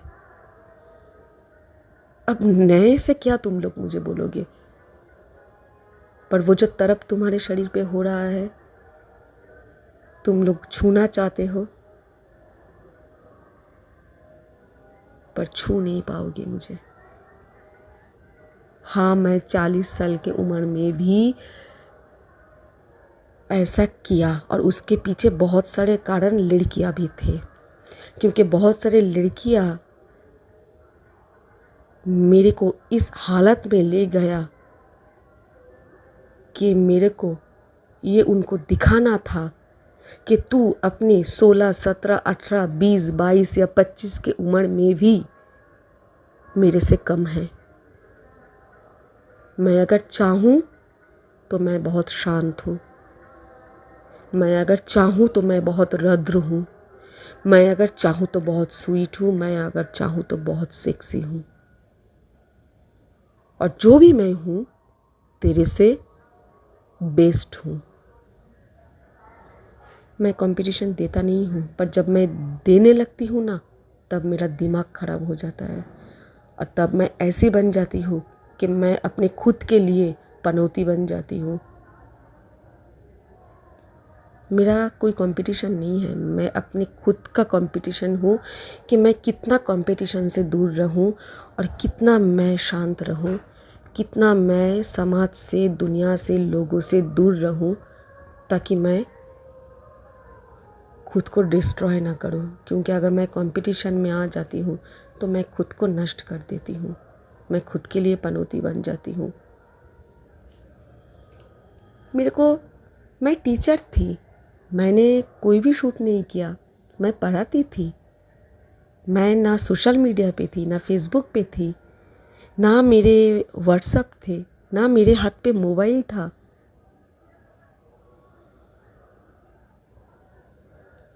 तब भी मैंने बहुत कुछ फेस किया। और जब मेरे हाथ पे मोबाइल आया सिर्फ स्टूडेंट लोगों की कॉन्टैक्ट्स के लिए, तब मेरे मोबाइल पे मेरे हस्बैंड के एक स्टूडेंट ने कितने गंदे गंदे मैसेजेस दिन भर भेजते रहे, कितने, मैं वो लाइन बोल भी नहीं सकती हूँ। तब तो मैंने कोई शूट नहीं किया था, ना मैं फेसबुक पे थी, ना मेरा कोई व्हाट्सएप अकाउंट था, ना मेरा कोई इंस्टाग्राम था। अब भी मेरा इंस्टाग्राम, फेसबुक है, व्हाट्सअप है, पर नाम के वास्ते। कभी कभी व्हाट्सअप पे मैं स्टेटस ज़रूर डालती हूँ, पर इंस्टाग्राम पे वो भी नहीं डालती हूँ, फेसबुक पे भी नहीं। लास्ट कब डाला था याद नहीं। मेरे हस्बैंड बहुत इंट्यूटिव है, बहुत इंटेलिजेंट है, लोगों को ट्रस्ट करे इसलिए बहुत लात खाया, पर जिसको ट्रस्ट नहीं करता उसको वो चुटकी में पकड़ लेता है। एक तरफ बहुत सरल, दूसरी तरफ बहुत जटिल। एक तरफ बहुत ही सेंसिटिव, बहुत ही मन में दया, प्रेम, बहुत शांत, बहुत मीठा बोलने वाला, बहुत सॉफ्ट, बहुत अच्छा इंसान। दूसरी तरफ बहुत लाउड, बहुत एग्रेसिव, बहुत भयानक, जैसे रावण। हम दोनों एक दूसरे को बैलेंस करते हैं, अभी भी कर रहे हैं। और ऐसे लाइफ जर्नी में मैं कैसे शांत और खुश नमा ज़िंदगी बिताऊं, ऊपर से चारों ओर इतने कार्मिक। शादी के पहले दिन से ही मैं छल कपट और कॉन्स्पिरेसी की शिकार हूँ ससुराल वालों से। मेरे ससुर जी को इसमें कोई दोष मत देना, वो अलग है, वो मेरा सोलमेट कनेक्शन। पर फिर भी मैं उनसे भी मेरा दिल बहुत दुखा, पर फिर भी वो उनके बारे में मैं कोई बुरा नहीं बोलना चाहती। और मैं पूरी ज़िंदगी किसी ने मेरे साथ मेरे हस्बैंड का रिलेशन ब्रेकअप करने के बहुत सोचा कि मेरे हस्बैंड मुझे छोड़ दे, उसके लिए उन्होंने ब्लैक मैजिक बहुत किया। उसके बाद मेरे हस्बैंड के खुद के, छोड़ो क्या बोलना। तो ससुराल वालों से, हस्बैंड की दोस्तों से, कुछ एक स्टूडेंट से जिसको बेटी मान के दिल में स्थान दिया, घर पे स्थान दिया, जिसके बॉयफ्रेंड का एड्रेस मुझे मालूम नहीं, पर उसके पापा को मैं जानती नहीं, पर उसके पापा के बिज़नेस ख़राब होने पर मैं अपनी शादी का नेकलेस, गहना भी बेचने के लिए रेडी था, पर बेचना नहीं पड़ा। मेरे हस्बैंड ने उन्हें 50,000 दे दिया था ताकि वो अपने पापा को दे पाए। तो जब इमोशनल होती हूँ, किसी को प्यार करती हूँ तो ऐसे ही हो जाती हूँ। जब नफ़रत करती हूँ तो बहुत ज़्यादा करती हूँ। मेरे हस्बैंड ने उनको 50,000 दे दिया, कहीं भी कोई भी पेपर्स पे कोई भी सिग्नेचर नहीं किया। मेरे ससुर जी गुज़रने के बाद ससुर जी के कुछ पेपर्स के लिए मेरे हस्बैंड का सिग्नेचर चाहिए था। मेरा देवर एडवोकेट है, मेरे हस्बैंड ने उनको सफ़ेद कागज़ में सिग्नेचर करके दे दिया, कुछ भी लिखा नहीं हुआ था। मतलब क्या ले लेगा तू मेरे से? अगर अपना जो है उसके ऊपर हम ट्रस्ट ही ना कर पाए, जिसको प्यार करते हैं उसके ऊपर ट्रस्ट ही ना कर पाए, तो फिर ज़िंदगी में रह क्या जाता है?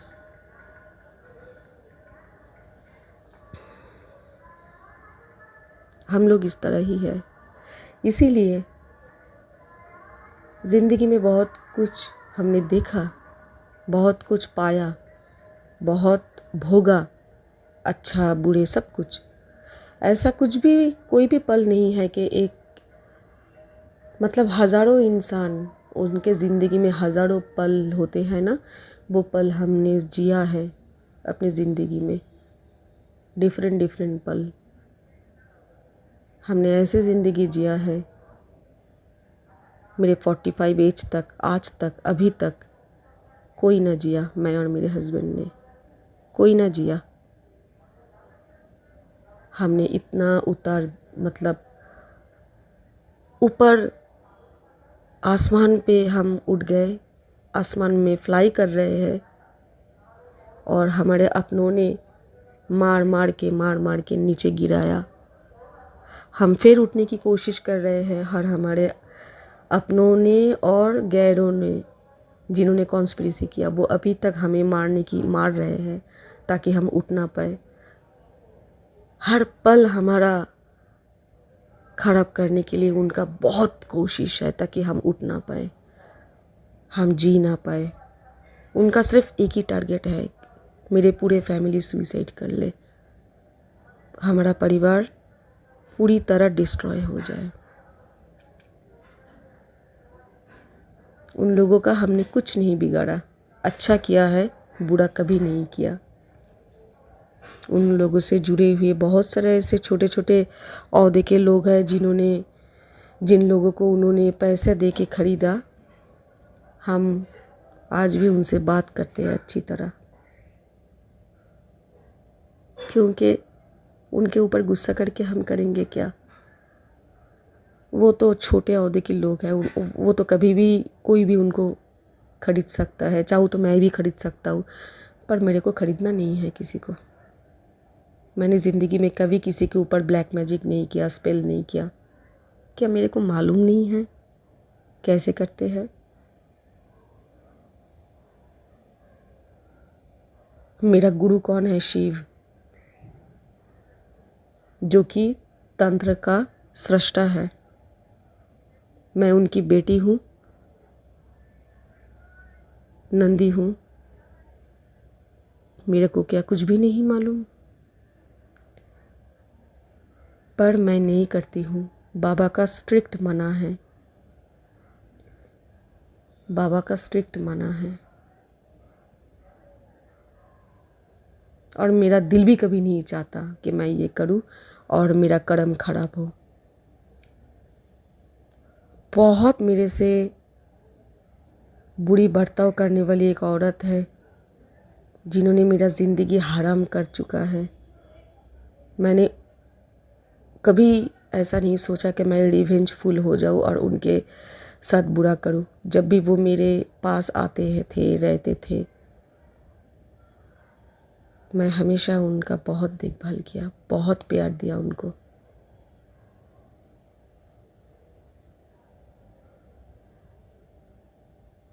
दो दिनों से माँ की बहुत याद आ रही थी,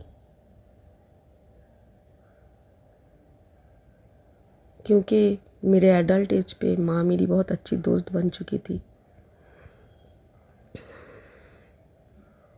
पर दीदी को नहीं सहा। दीदी ने बहुत ज़्यादा कॉन्स्पिरेसी किया। बाबा को इतना प्यार करती थी, बाबा से भी दूर कर दिया था। इतनी दूर कि बाबा बीमार है।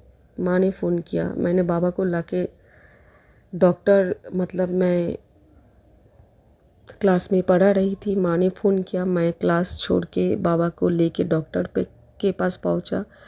डॉक्टर दिखा तो रात को दीदी ने मेरे को फ़ोन करके मेरे से झगड़ा किया। उस दीदी ने झगड़ा किया जिनके साथ मेरा 10 साल से बात बंद है। क्यों? मैंने बाबा को डॉक्टर क्यों दिखाया? और मेरे माँ उनसे बहुत झगड़ा किया, बहुत कुछ किया। मैं अपनों से झगड़ूं?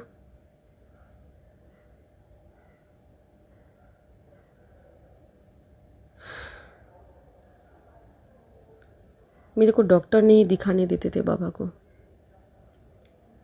और लोगों को बोलते थे बहन आती नहीं है, बाबा बीमार है, वो अपनी ज़िंदगी में खुश है, बाबा मर रहे हैं, वो आता नहीं है।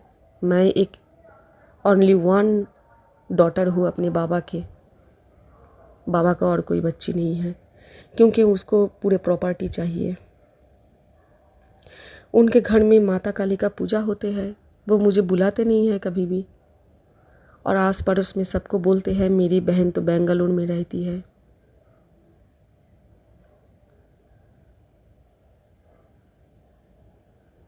मेरी माँ को क्या किया पता नहीं। बाबा जिस दिन मर गए उस दिन दोपहर को।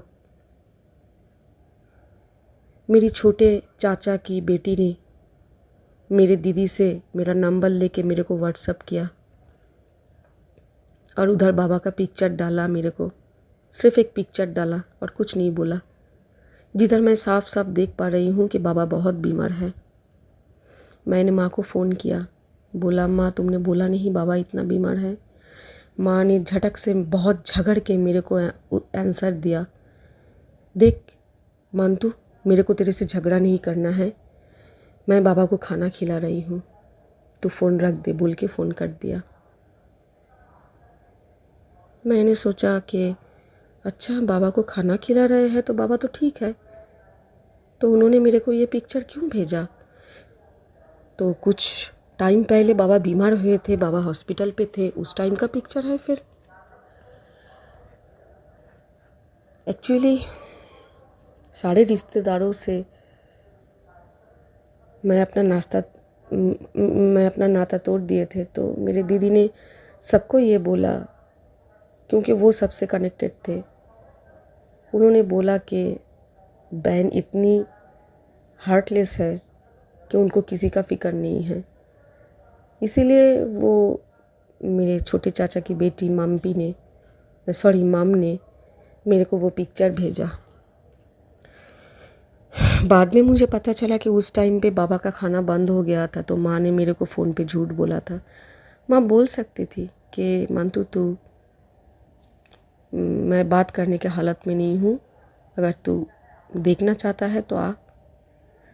उसी रात को 9:30 बजे तक सारे रिलेटिव्स मेरे माँ के घर पे आ गए, पड़ोसी के लोग आ गए। रात के 1:30 बजे बाबा का देहांत हो गया। सबने मेरे बाबा के मुंह पे पानी दिया।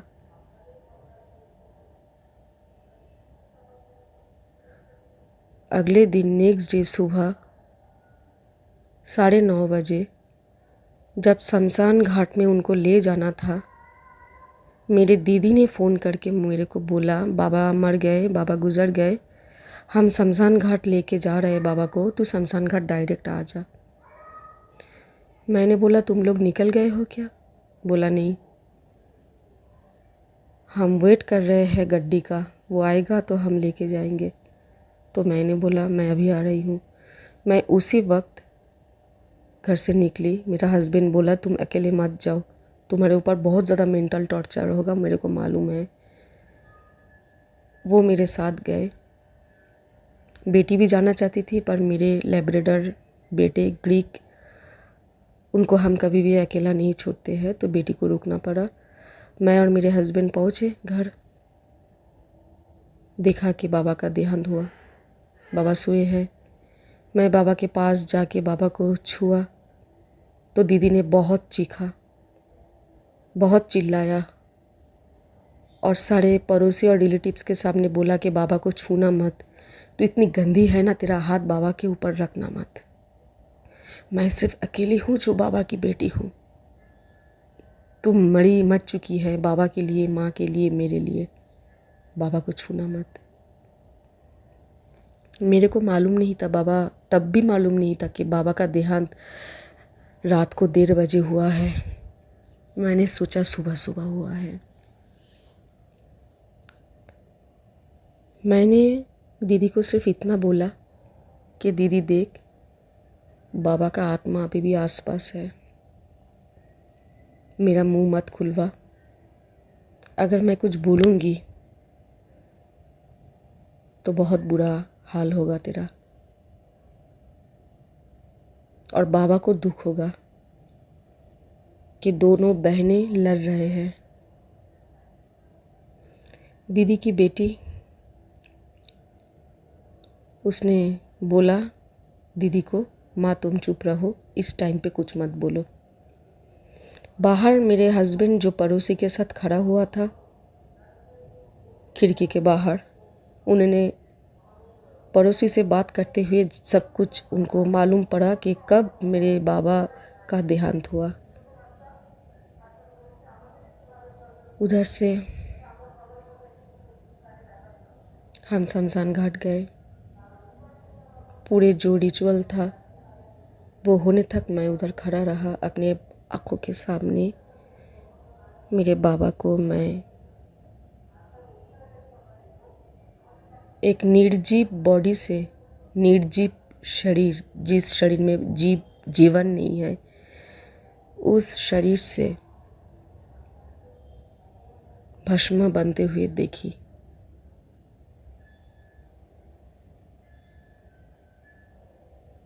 वो भस्म बना।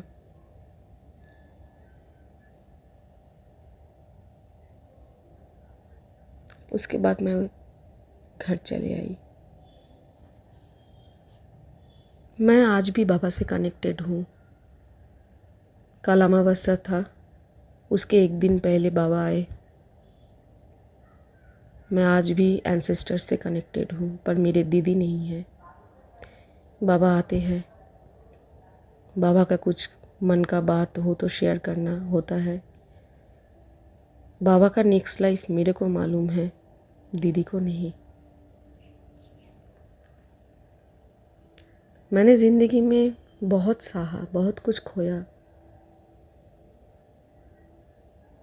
पर जो कुछ मैंने पाया, जो कुछ भोले ने मुझे दिया, वो अगर मैं सामाजिक होती,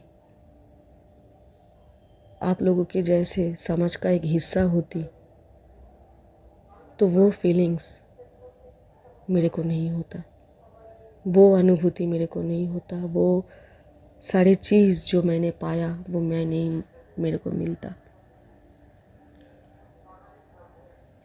यही एक ब्लेसिंग है कि जो चीज़ मैं महसूस कर सकती हूँ, जो चीज़ मैं खुले आँखों से देख सकती हूँ विदाउट मेडिटेशन, वो आप लोग नहीं देख सकते हो। आप आत्मा को नहीं देख सकते हो, आप आत्मा से बात नहीं कर सकते हो, आप एंसेस्टर से बात नहीं कर सकते हो, आप एंसेस्टर को नहीं देख सकते हो। आप नहीं जानते हो कि आपके स्पिरिट गाइड कौन है, कौन से फैमिली मेम्बर्स है, उसका नाम क्या है, उसका चेहरा क्या है।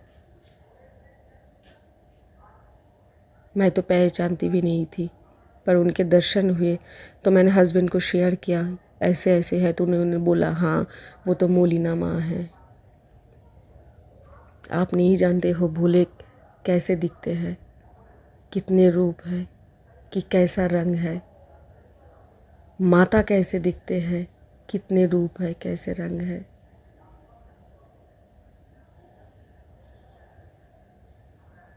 ईश्वर बहुत सारे रूप बदल बदल के जब मिलने आते हैं, आपको समझ में नहीं आता,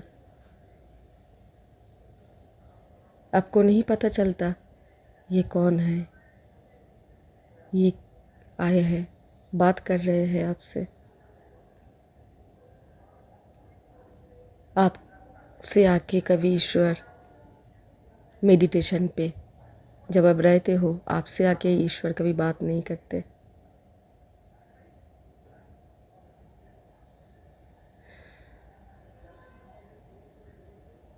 मैं स्टार सीड हूँ ना, मरी हुई स्टार सीड जो मर चुकी है। शायद इसीलिए ईश्वर को मेरे पे इतना प्यार और दया आता है, क्योंकि मैं मरी हुई स्टार सीड हूँ। चलता फिरता एक शरीर जो आगे जाता है, पीछे जाता है, हिलता है, डुलता है, हंसता है, रोता है, झगड़ता है।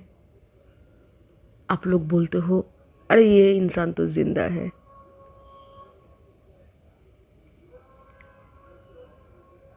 आत्मा मर चुकी है।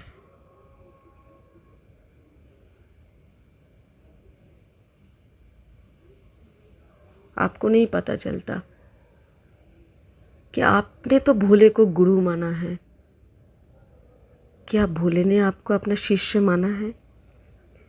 आपको वो मैसेज नहीं रिसीव होता।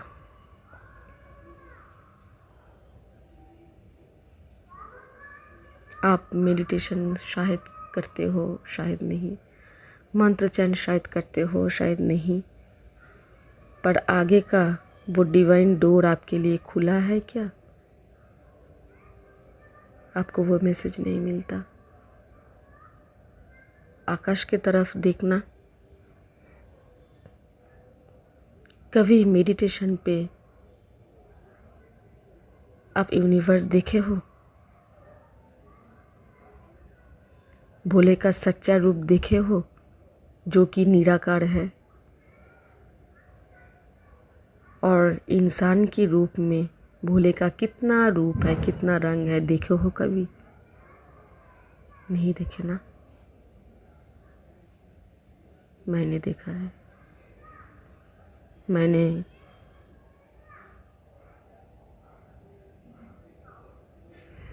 मेरी स्पिरिचुअल जर्नी शुरू भी तब नहीं हुआ, मैंने कुछ भी नहीं किया,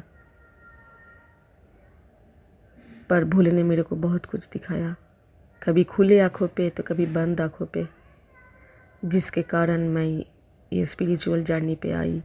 भोले ने मेरा हाथ पकड़ के, खींच के इस स्पिरिचुअल जर्नी पे मेरे को लाया, ताकि वो मुझे अंधेरा से बाहर निकल पाए। क्योंकि बहुत सारे कारण से मैं एक मरी हुई आत्मा हूँ बहुत सालों से। जब मैंने बोल शूट किया, मॉडलिंग किया, तब भी मैं मरी हुई आत्मा ही थी। तब ऑलरेडी मैं मर चुकी थी। जो भी मेरा एक्सप्रेशन था, मूवमेंट था, वो सारे फेक था, वो सारा मेरा नफ़रत था।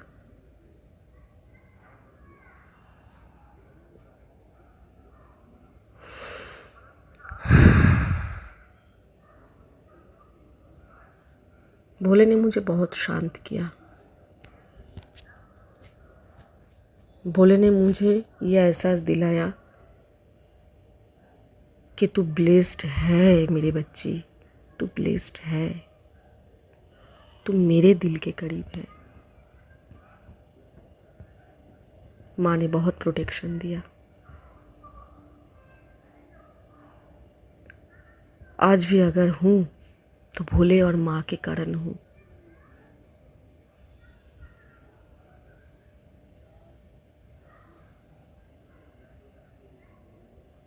स्पिरिचुअल एक्सपीरियंस अगर मैं बोलने लगूँ, वो भी आप लोगों को ट्रस्ट नहीं होगा, क्योंकि मैं बहुत एक साधारण औरत हूँ ना। मैं कोई फेमस गुरु नहीं हूँ। क्या आप लोग मेरे को मानोगे?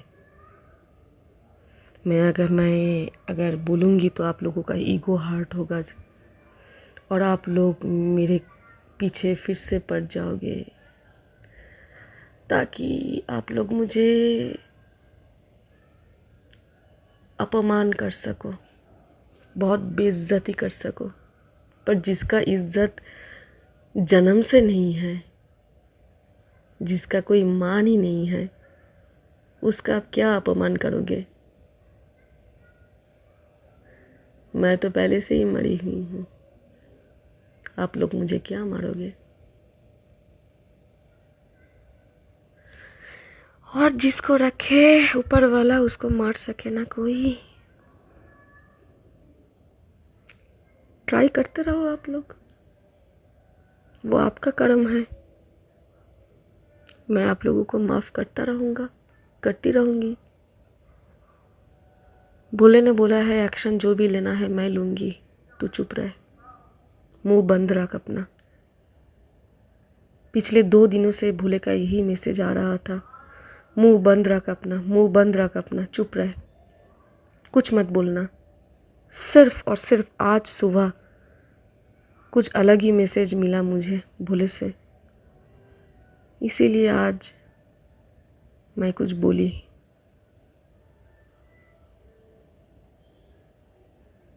बाबा लेने कब आओगे?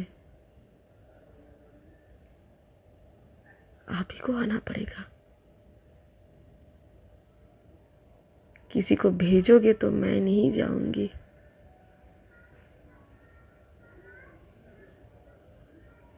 किसी को भेजोगे तो मैं नहीं जाऊंगी।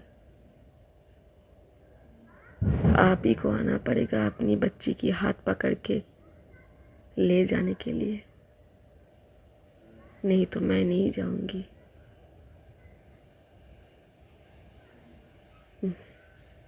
मैं हवा बन के उड़ती रहूंगी। मैं भी हटी हूँ बाबा, सिर्फ आप नहीं हो। Love you Baba, love you too. बहुत प्यार करते हैं आपसे बाबा, बहुत ज़्यादा प्यार करते हैं आपसे। आपके जैसा कोई नहीं है, माँ के जैसा कोई माँ नहीं है, और आपके जैसा कोई बाबा नहीं है। माँ के जैसा कोई औरत नहीं है पूरे ब्रह्मांड में बाबा, और आपके जैसा कोई पुरुष नहीं है पूरे ब्रह्मांड में बाबा। आप ही के लिए हूँ, आप ही का हूँ। आप मैं हूँ, मैं आप हूँ, कोई फर्क है ही नहीं हम दोनों में।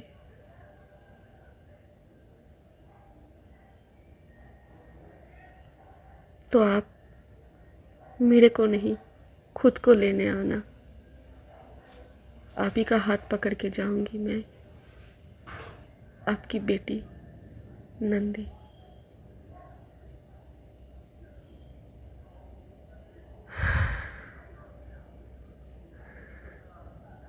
ओम नमः शक्ति शिवाय,